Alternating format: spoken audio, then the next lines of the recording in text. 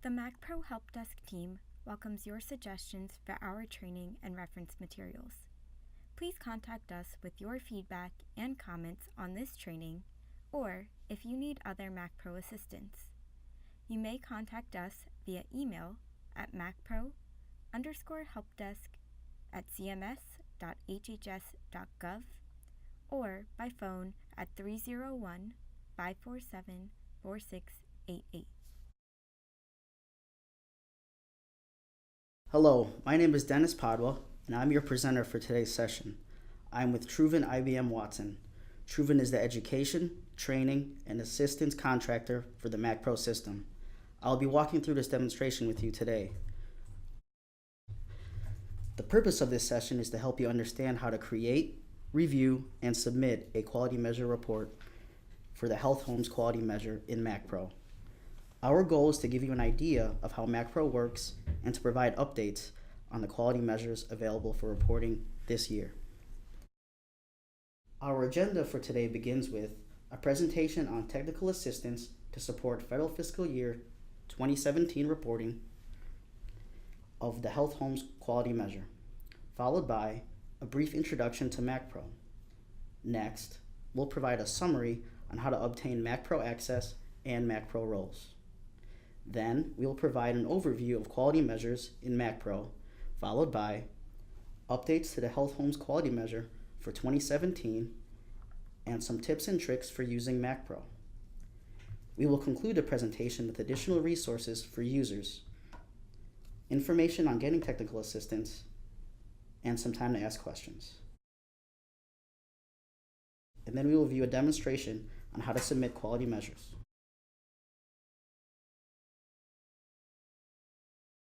Hi everyone, my name is Ella Douglas Durham and I'm with Mathematica Policy Research.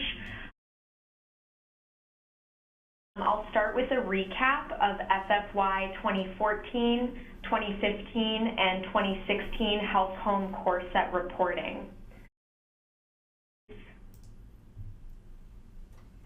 As of February 5th, 14 of 19 states eligible to report for one or more of the reporting cycles have reported in MACPro, and states have submitted MACPro reports for 19 of 26 SPAs eligible for reporting in one or more years. The most frequently reported measures are follow-up after hospitalization for mental illness, plan all-cause readmission rate, and ambulatory care emergency department visits. Mathematica is in the process of conducting our data quality review. The TA team has started to reach out to states through the Seek More Information tool in MACPro with questions about data quality. We will continue to reach out to states in the coming weeks. The TA team will be sending one SMI request per SPA, covering questions for all years reported for that SPA in MACPro. And we really want to thank all of you for your efforts and for providing timely feedback to our data quality questions. Next, I'll discuss Health Home Core Set reporting for FFY 2017. The resource manual and technical specifications for FFY 2017 are available on medicaid.gov at the link on this slide. In the FFY 2017 manual, we added language to many HEDIS measures to clarify how to identify direct transfers. Otherwise, the changes are minimal. The summary of changes for FFY 2017, which is also available on medicaid.gov, has more information on specific changes.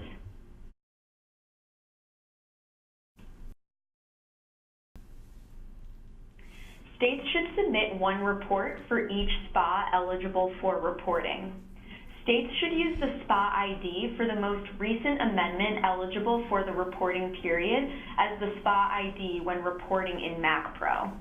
So, for example, if your SPA's effective date was June 1st, 2014, and then there was an amendment on January 1st, 2016, those two should be combined for FFY 2017 reporting, and you should use the Health Home Program name and SPA ID for the amendment that was effective as of January 1st, 2016. States can use the expected reporting table on Medicaid.gov to find out which SPAs are expected to report for FFY 2017, and that table is available at the link on the slide. There are a few changes to MACPro this year, including a new question to identify age ranges of children and adults on the admin screen. Cost and admin questions have been moved to the admin screen. So this means that states no longer have to enter data on two different screens before reporting on the performance measures.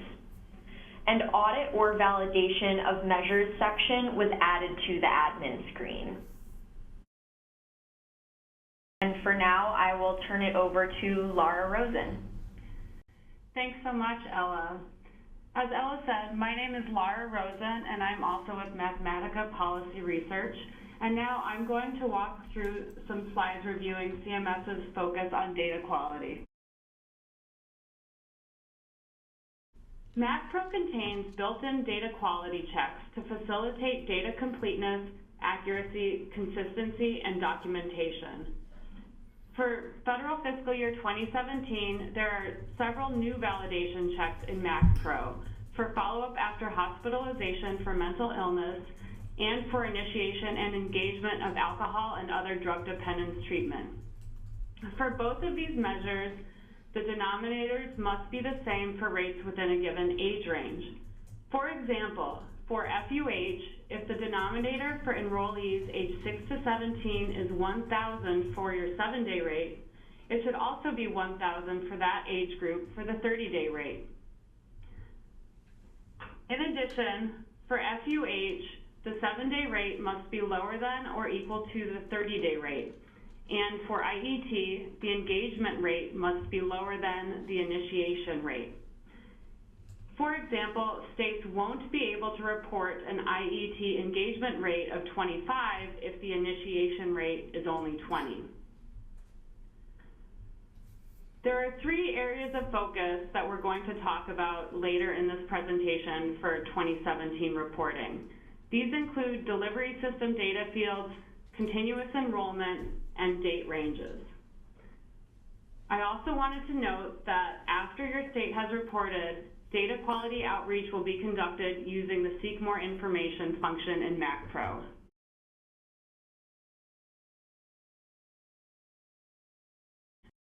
First, I want to provide some reporting tips to ensure that your data is complete when you enter it in MACPro. Please be sure to report numerators, denominators, and rates for all rates in each measure. You should also include all measure-eligible enrollees in the denominator. And if your state cannot include some enrollees, please describe the missing population in the additional notes comments section in MACPro. What this means is that everyone in the health home population who meets criteria for the denominator should be included in the measures. This would include all providers under the health home and all delivery systems covering the enrollees. For example, if a state's health home includes both fee-for-service and managed care, we would expect the state to include both delivery systems in the measures.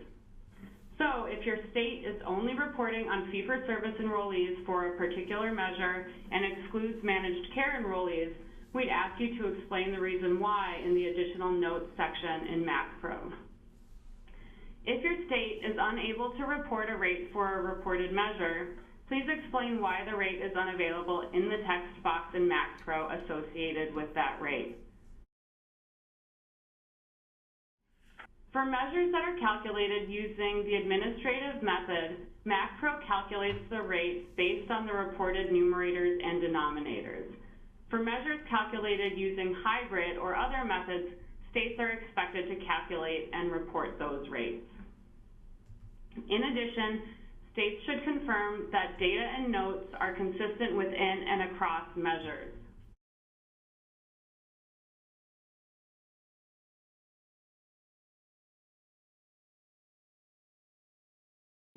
I'm going to talk about ensuring data completeness regarding the delivery system data fields in MACPro. In the delivery system section on the admin screen in MACPro, you should report the delivery systems that serve the total health home population for your SPA. For each age group, report the percentage of health home enrollees under the SPA served by that delivery system. Numbers should add to 100% for each age group. In the example that we see on the slide, 15% of enrollees aged 0 to 17 were in fee-for-service, while 85% of enrollees in that age group were in managed care.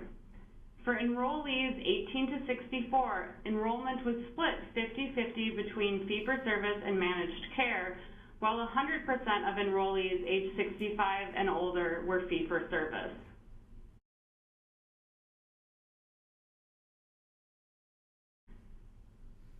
In the delivery section for each measure, we'd like to ask states to select all delivery systems for your SPA that serve the measure-eligible population. For each delivery system, report the percentage of that delivery system included in the data for that measure. If your SPA's data include managed care enrollees, report the number of managed care plans that are included. The information you enter in the delivery system section for each measure should align with the delivery systems identified on the admin screen. If your health home population includes both fee-for-service and managed care, how much of that fee-for-service population is included in the measure? How much of that managed care population is included in the measure? The table on this slide shows several examples of how a state might report for this section. As you can see, the percentages are delivery system specific and do not necessarily add up to 100%.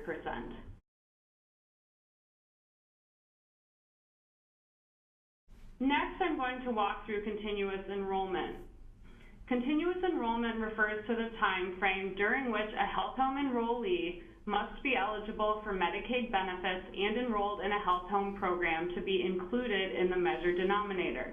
The technical specifications provide the continuous enrollment requirement for each measure if applicable. Most health home core set measures have a continuous enrollment requirement. These include ABA, CBP, CDF, FUH, IET, and PCR. States may report on a measure if your SPA's effective date does not meet the continuous enrollment requirement. However, please note the time period and method used to assess continuous enrollment for the measure in the additional notes section in MACPro. For example, let's say your SPA was effective April 1st, 2016. You are reporting controlling high blood pressure, which has a continuous enrollment requirement of the full measurement year. You can still report the measure, but should note in the additional notes section that your continuous enrollment period did not begin until the SPA effective date of April 1st.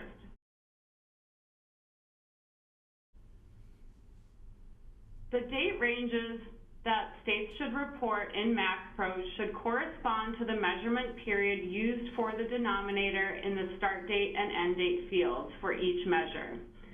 For example, for ABA, the date range should correspond to January 1st, 2015 through December 31st, 2016. For controlling high blood pressure, the date range should correspond to January 1st, 2016 through June 30th, 2016. The measurement periods for each measure are available on medicaid.gov at the link on this slide.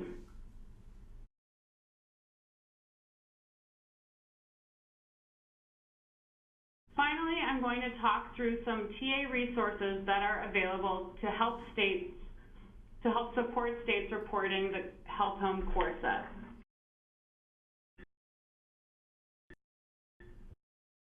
There are a number of TA resources available on medicaid.gov.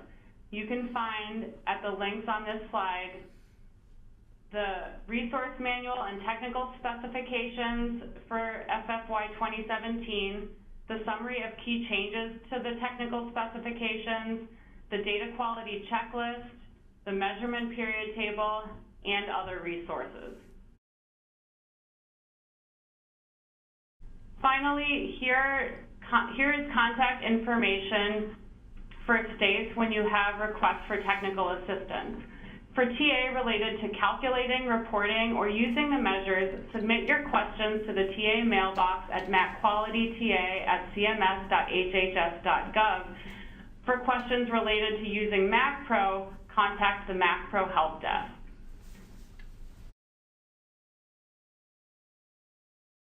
And now we will turn it over to Truven for the in-system demo. Thank you to the Mac Quality TA team for their portion of today's training. Next, let's talk about what exactly MACPro is. MACPro is a web-based system for the submission, review, disposition, and management of Medicaid and CHIP initiatives, such as Medicaid state plan submissions and quality measures reporting.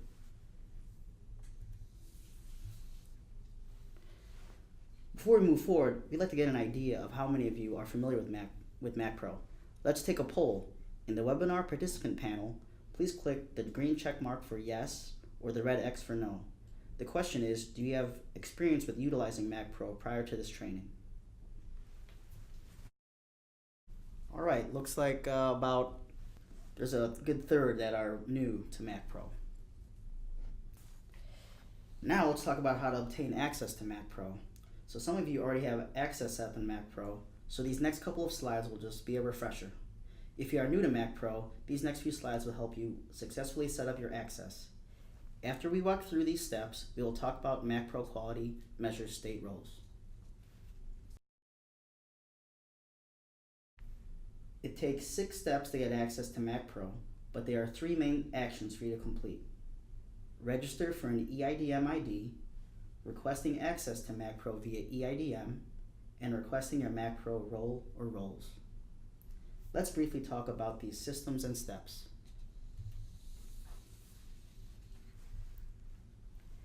MACPro access is managed by the Enterprise Identity Management, or EIDM, which is an identity management and services system that provides users with access to CMS applications. Keep in mind that this is accessed via the CMS Enterprise Portal address, which is https://portal.cms.gov, which is different from the MACPro link, which is https://macpro.cms.gov. Even if you haven't worked in MACPro before, you may have used EIDM to get access to another CMS application. To access MACPro, you will first need to get an ID to access EIDM. Please note that users should only hold one EIDM ID, even if accessing multiple CMS applications through the Enterprise Portal. If you already have an EIDM for another application, then you may skip this step. Once you register for an EIDM ID, you should request an EIDM role for MACPro. As a reminder, your EIDM role for MACPro is different than your MACPro role.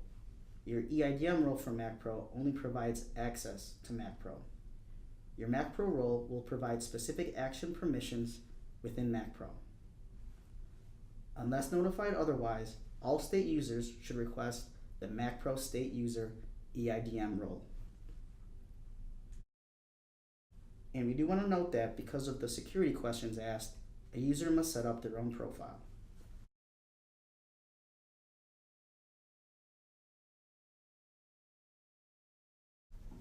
Once your EIDM role for MACPro is approved, the next step is to request your user role or roles within MACPro. MACPro user roles determine your capabilities within the MACPro application itself. For example, your MACPro user role could determine if you are creating a quality measure report versus certifying a report. Based on what you work on and your role in the submission process for each, you may have multiple MACPro roles. Also, we'd like to note that there are different user roles established for CMS, state, and business support users.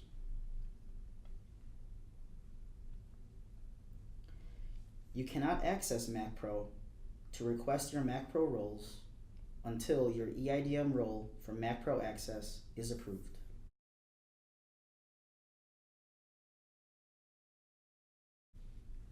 The image on this screen provides a visual of the process flow. We'll walk through it step by step in the next slides.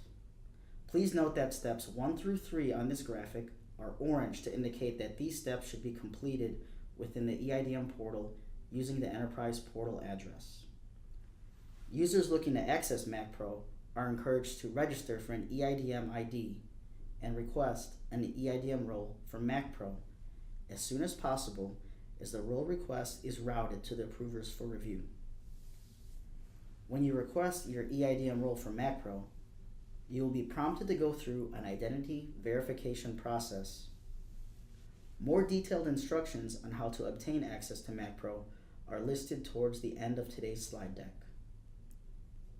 Additionally, please note that steps 4 through 6 on this graphic are blue to indicate that these steps should be completed within MACPro using the MACPro link.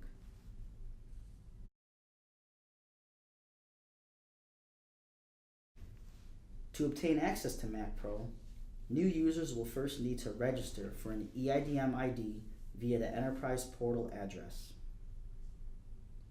Then, users will need to log back into the EIDM portal and request access to MACPro by requesting an EIDM role for MACPro. Your request is routed to approvers for review. For these 2 steps, you'll be prompted to enter information about yourself. Once you receive approval for your EIDM role, you'll be able to access MACPro to request your MACPro user role. The next step is to log into MACPro using your EIDM credentials at the MACPro link. You will then request your appropriate MACPro role or roles. We will review the functions associated with these roles in the coming slides. The final step is to receive approval for your MACPro user role request from your appropriate administrator. Please allow time for your respective administrator to review your role request. This is an overview of the process. If you need more in-depth instructions, we have links to guidance material later in this presentation.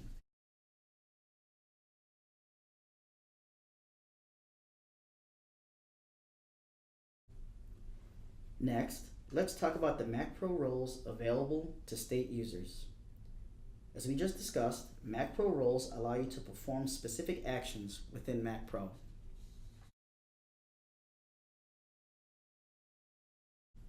There are 4 MACPro user roles for state users. They are State Editor, State Point of Contact, State Director, and State System Administrator. A state user may have more than one role in MACPro. All 4 state roles can be held concurrently by a single user.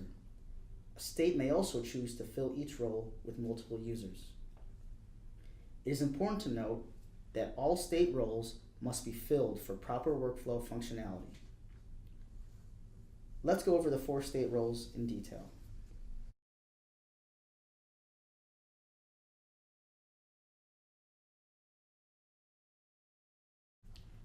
The State Editor, or SE, begins the state report process in MACPro and is responsible for creating and updating quality measure or QM reports. The State Editor can also respond to a Seek More Information or SMI request. The State Point of Contact, or SPOC, is the next role in the process. The SPOC role reviews and updates quality measure reports, uncertifies QM reports, and they can also respond to Seek More Information or SMI requests.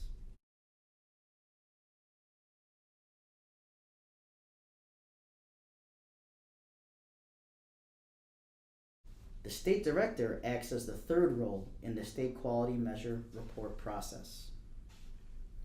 The State Director reviews and certifies state-prepared QM reports. Finally, the State System Administrator, or the SSA, is an administrative role that reviews and dispositions state user role requests, views state system reports, reassign tasks, and reviews and dispositions state user role removal requests. All requests for the SSA role are routed to the CMS System Administrator, also known as the CSA.